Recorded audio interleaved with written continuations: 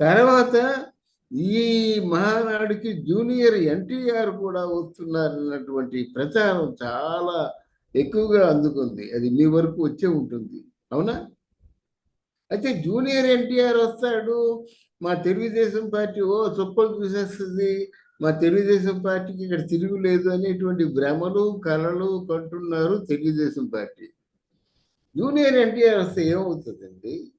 ఏమి చేయగలుగుతాడండి వాళ్ళు?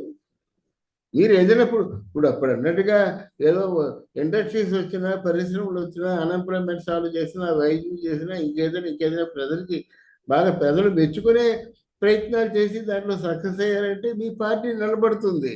లేదా జూనియర్ ఎన్టీఆర్ కదా, ఎవరు వచ్చినప్పుడు కూడా ఈ రోజుల్లో ఎవరు ఏం చేయలేరు. ఆయన కోసం మీరు అంత హైప్ ఇచ్చినట్టయితే అది ఆయనకి మంచిది కాదు, మీకు మంచిది కాదు.